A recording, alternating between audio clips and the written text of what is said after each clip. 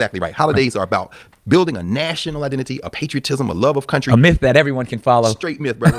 This is a guy who signs an Emancipation Proclamation, and in the same breath, then signs the death warrant on 38 Lakota Sioux in Minnesota, the biggest killing of people approved by a president, a guy named Little Crow, who was leading a revolt against the United States Army up in Minnesota, Fort Snelling. Same place they had Dred Scott and Harriet Scott enslaved. Yeah, and Lincoln signed that. Lincoln signed the death warrant the same time he signed the Emancipation Proclamation. I mean, this is about taking that land from the Native Americans. So Abraham Lincoln signed Thanksgiving into law. Yeah, he was giving thanks for taking land from Native Americans that he was responsible for dispossessing them of the land. And then, of course, it takes, when do we see it become on our calendar in November? Right. 1941. Oh, wow. What's going on in 1941? World War II. Yeah. You need that national identity, that patriotism. Here's the thing that a lot of people don't know about Thanksgiving. Now, you know, you in and out of New York all the time. I was loving the man on the street. Talking about, you gotta be able to vote. Like, right there. That was genius, brother. Genius. But, you know, New York City, immigrants are coming. These white immigrants. They don't know they're white till they get to the United States. Right. Like we're talking about. They trying to avoid last place. So I'm from Hungary, or I'm from Germany, or I'm coming. So they come. They're getting jobs wherever they can. Right. A lot of these immigrants worked in the garment district in New York. Right. A lot of Schmuck the business. Exactly. A lot of them end up working for R.H. Macy. R.H. Macy is, you know, of course, the department store guy, right?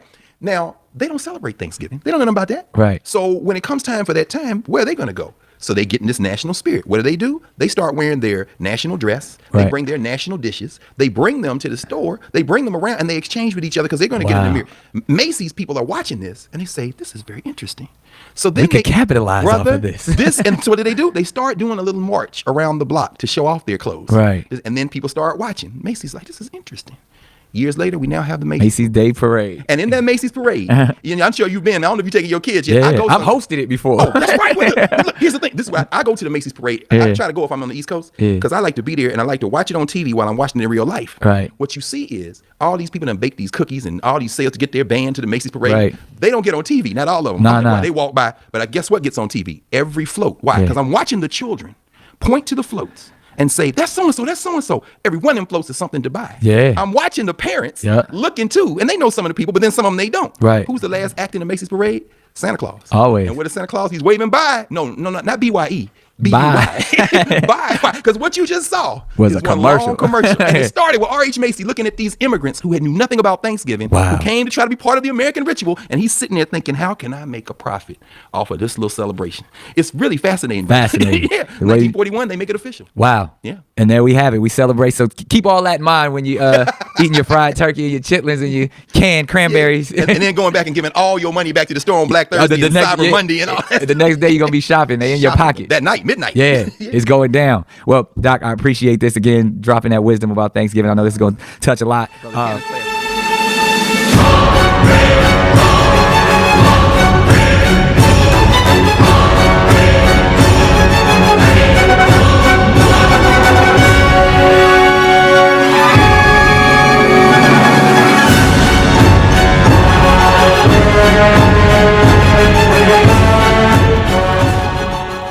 There you have it. Majority of the things that we know as we know them aren't really as they are. We've been cultivated, we've been taught, we've been instructed throughout our lives to celebrate these different holidays because they say this is what it's in representation of.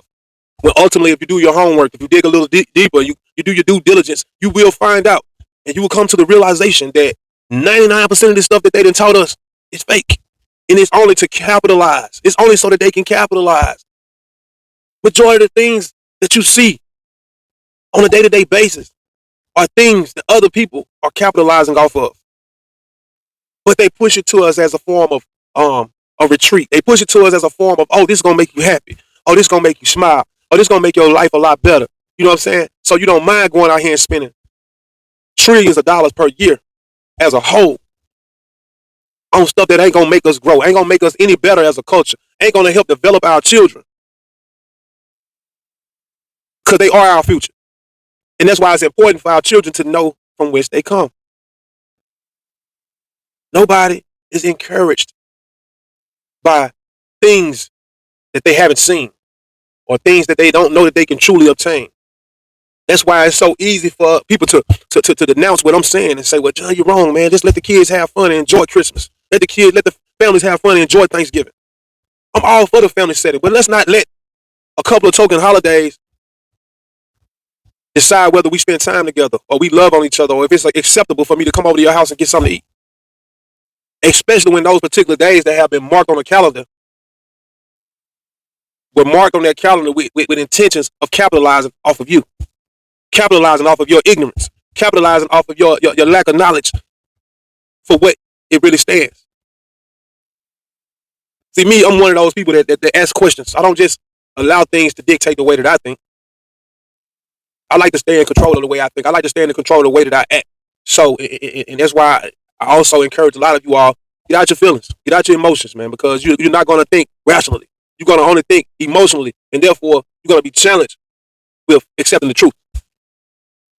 So, people ask me all the time, you know what I'm saying? At one point, I celebrated all these holidays just like you all, because I was taught that this is what we're supposed to do. This is why, you know what I'm saying? The 4th of July was big to me. I get out, I have my brand new outfit on, my brand new Nikes.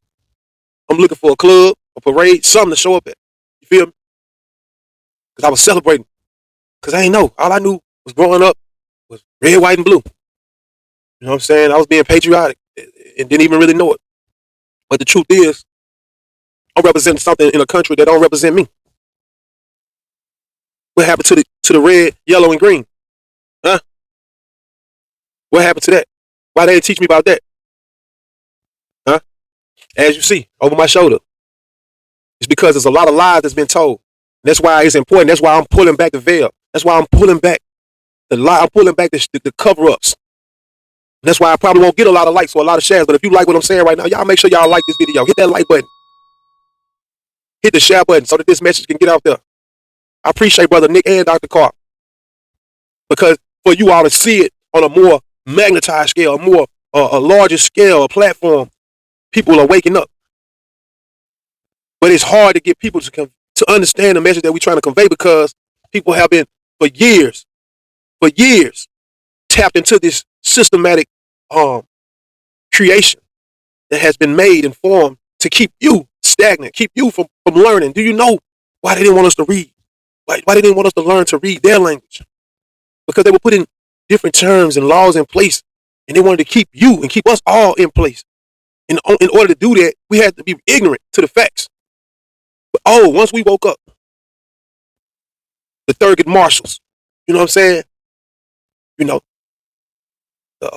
W.E.B. Du Bois, you know what I'm saying? Once we woke up, they became fearful. They wanted to make sure everything stayed segregated. Make sure we stay divided. Make sure we stay outside the classrooms. Because they didn't want to give us the equal opportunity that they said by law that they were. But it also, as I tell a lot of people, a lot of the stuff that they put in place, if you really break it down and dig into it, it's hypocrisy. And you can find a way to take their terms and twist them to help you. Ask Thurgood Marshall, Brown versus the Board of Education. Yeah, I study all these people. Because I like to know my history. I like to know those that really fought for me and know those that really stood for me. You know, even some of those that sold out, you know what I'm saying? They fought a good fight, but they were sold out to the other side. Or they eventually did. The Booker T. Washington. Yeah. You know, one of the first presidents of an HBCU. But also, he didn't utilize his platform to help encourage black people to be what they want to be all they can be. He still stayed in between the lines. He still was stigmatized. He was still teaching black people to look at white people as a more supreme being, because he actually felt like we can only do technical things. We can only do hands-on things. So that's why he created a technical school, because he didn't think that black people were capable of retaining knowledge. You know, he thought that he was one of the only ones. That's a sellout to me. You know what I'm saying? That's almost like Barack Obama is to me. A good speaker. You know what I'm saying? A well-educated Negro. Which, if I'm not mistaken, I think he attended Harvard as well. I know Thurgood Marshall did. But anyway, that's another subject matter. I just wanted to make it clear to you all that a lot of this stuff that we've been taught ain't as it seems. In these holidays, y'all need to get over that shit. Stop feeling bad because your kids can't have everything that they want out the store. And start teaching them that it's about more than just toys and stuff. Having a bunch of pair of shoes. Just have enough. Have enough to survive. And create a way that we can be able to provide for ourselves. We're too content with giving all our funds away to other people. Giving away all our power to other people. It's time for us to wake up. It's time for us to stand for something greater than what we've been standing for. But the only way we're going to do it, and to do it correctly, is if we unite. We got to come together. We got to have the same, we got to be at atonement. We got to be on the same playing field. Even if we ain't all on the same level, we don't have the same amount of talent. We just still got to play our part and play to your strengths and not your weaknesses. I don't want to expose any black man's hand of weakness, even though I might know it. I want to play to your strengths, brother. I want to play to your strengths, sister. It's time for us to lift each other up and start pointing out all our imperfections and what you did wrong and what you didn't do right. Because at the end of the day, all of us are filthy rags. And the only way that we can please God, the Most High God, is to love thy neighbors. Treat thy neighbors, thy brothers and thy sisters as you want to be treated. I tell y'all this all the time. We living in a devilish world where majority of this stuff that you see is all about money. They trick you into doing this and trick you into doing that, telling you it's about your health, telling you it's about this, it's about that. It's all manipulation. And I'm here to enlighten you all and to keep us on the right path, or to get us on the right path, for lack of better words, because, man, we've been so far off this course that it's ridiculous, man. People really hate me for trying to enlighten them and trying to open their eyes, so that the only way that we can rise up is if we open our eyes and realize the powers that be against us and realize the power that is in us. And once that power has been recreated and procreated, we can actually start elevating. We can actually start moving up. And that's why I just want to encourage you all to look further into things, look deeper into things, because everything ain't as what it seems. We out here celebrating a lot of things that there's some people that hurt behind that stuff, and it's some of their ancestors that's still alive that had to feel that pain. Even some of the stuff we celebrating, really, our ancestors endured a lot of pain and suffering and death, carnage.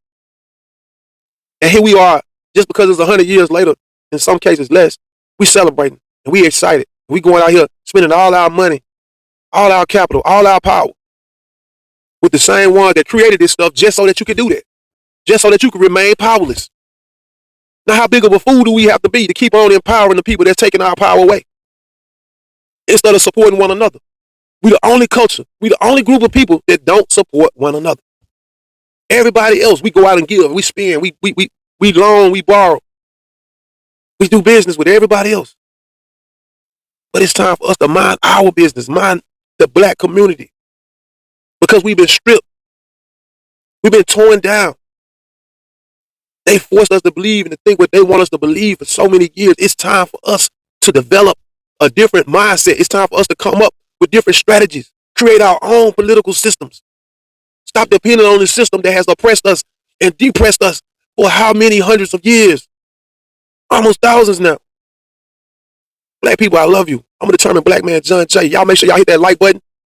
Hit the subscribe button if you ain't subscribed to this channel. I really appreciate each and every one of you all. If you feel it in your heart, please leave a donation. You can go into the description, or you can go into the bio. You'll find my Cash App or the PayPal. I appreciate you all. If you don't have a monetary blessing to help fight this cause, because I promise you, y'all, I'm all for the cause. I'm serious. I ain't fronting, I ain't stunting. I'm willing to lay my life on the line. I walk amongst people that hate me just because I speak the truth every day. People hate the truth. They run from the truth. They want to kill the truth. Yeah. If you believe in the Bible, look at it. What did Jesus Christ, Yeshua, what did he call himself? The truth and the light. And what did they do? They murdered him, because nobody likes the truth, especially those that are caught up in the web of life and all of this stuff out here, you know what I'm saying, that's been created to help keep you off balance, to help keep you out of focus. Let's get right, y'all. I believe in us. Do you believe in us?